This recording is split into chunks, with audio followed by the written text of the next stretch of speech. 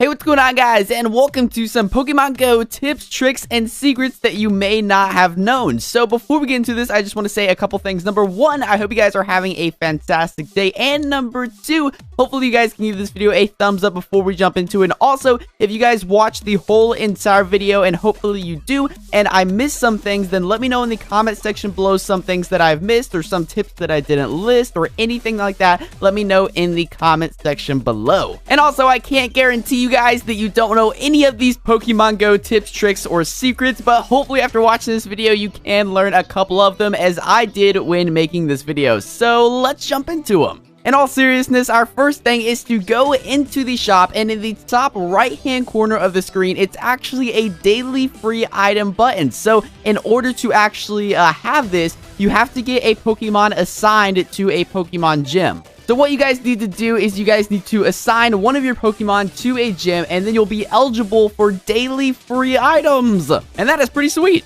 Our next one is to throw curveballs. So you're probably wondering, how do you throw curveballs? Well, you can hold and make a spinning little movement around your Pokeball to spin it, and then throw it kind of away from the Pokemon. And that's going to allow you to throw a curveball. Now, you're probably also wondering, why would you want to throw a curveball? What are the advantages? It seems like you would miss more shots, but you can actually get a lot more XP with your catch if you were to throw some curveballs. But however, you do want to remember to have the small green circle in order for this to work very well and get a bunch more XP. Since we're talking about XP, you're probably wondering, how do you level up like super fast? Well, there is many ways to level up fast, but in my way, I think the best way, or the fastest way you could say to level up, is to buy Lucky Eggs and Incense. Lucky Eggs are going to double your XP, and Incense is going to attract all the Pokemon in the area to you. So both of these items are going to last for 30 minutes, and if you use them at the same time, then dang, you're going to be catching a lot of XP and leveling up like crazy. Also, you guys want to keep this in mind, that getting a Pokemon that isn't in your Pokédex will give you 500 XP, and also duplicate Pokemon will give you 100 XP. So if you see a Pokemon that you have already got, and you're like, oh no, I'm not going to get him, I don't want him, because you don't want him, you already got him, but actually, you guys should go get him, because that's going to give you an extra 100 XP, and after you get him, you can sell him straight to the professor, and you're actually going to get some more candy out of him. So not only are you going to get more XP, which is going to progress you further to leveling up, but it's also going to give you some candy so you can level up some other guys. You know, I think that's why they say you gotta catch them all. Now let's take a moment to talk about the Pokestops. So Pokestops are correlated with actual landmarks. I'm sure you guys know that, but the more well-known the landmark is, the more likely it's going to be a good Pokestop, and you're gonna get some good stuff out of it. So if you ever see a Pokestop, also if you ever see a Pokestop with a bunch of random particles around it, that means another player has installed a module on that Pokestop. And what that means is you want to go to that Pokestop because the module is going to attract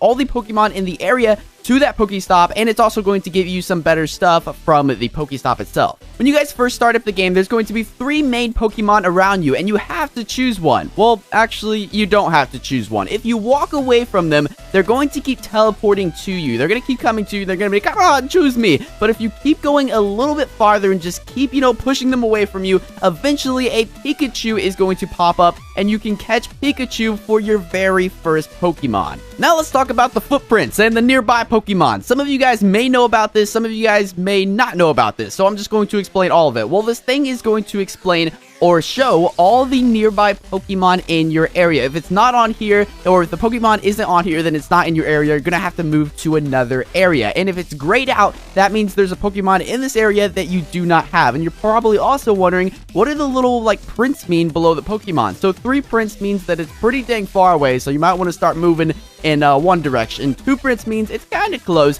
1 print is, I would just move around in this little area of about, I don't know, 10-20 meters, because that Pokemon is really close to you. Unspeakable, what about all these dang rings? What do they mean? What are they? What the heck are these things? If you're seeing a green ring, wait until the ring is very small at its smallest point before throwing it. And then when it gets to its smallest point, throw it, and you'll most likely always catch it. And you can also change the size of the ring by holding your finger over the little Pokemon ball to shrink it when the ring appears, la-di-da-da.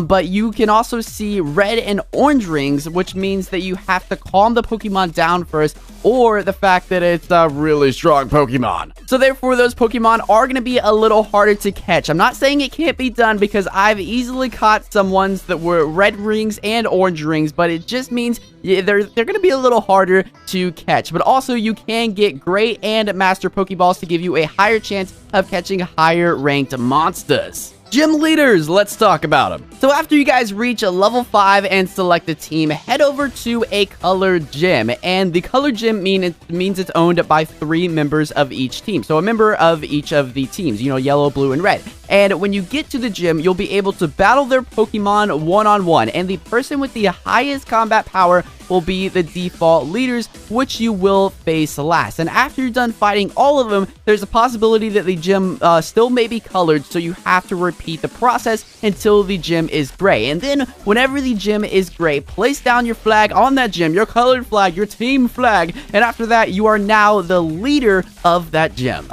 Now let's talk about Pokemon finding. Finding the Pokemon. How do you find them? Where the heck are they at? Unspeakable, I can't find any of them. Well, you actually have a better chance of finding Pokemon of their type by their surroundings. Now, what I mean by that is that you will find more water-type Pokemon near ponds, lakes, and oceans. You'll find more grass-type Pokemon in the woods, and you'll find more dark-type Pokemon at night. Now, you can still find all of these Pokemon anywhere, but they are more common in their natural surroundings. You're probably also wondering, what is the best way to catch these things? Do I ride bikes? Do I walk? Do I take a train? Who knows? Well, I found that the best way to catch Pokemon is to walk a good 100 or so meters and then take a 5-minute break at that area and don't move. So 100 meters, stop, 100 meters, stop, 100 meters, stop. Or you can go a little longer, you know, 200 meters, stop, 200 meters, stop, etc. But you're probably wondering why. Well, this is because the Pokemon Go triggers Pokemon when walking and running. But because of the load time and the whole server catch-up time and all that stuff, standing still every once in a while will allow you to see any Pokemon in a short radius anyway. And there's also a lot of chances that a lot of Pokemon will pop up at random. So take breaks in between routes and don't rush anything and run through everything. Because if you're just running through everything, then you're probably missing a lot of Pokemon that are next to you. But I do want to thank you guys so much for watching, and also by giving this video a thumbs up, that's going to let me know that you guys want to see more Pokemon Go stuff on the channel. This game is a lot of fun to make these videos on. There's so much fun. You know, I actually get to get out of my house and go run around and do some crazy Pokemon Go stuff. But let me know by giving this video a thumbs up if you want to see some more Pokemon Go stuff on the channel. But guys, again, I want to thank you guys so much for watching. I hope you guys continue to have a fantastic rest of your day, a fantastic and safe rest of your day playing and catching some crazy Pokemon. But again, I will catch you guys later in another video.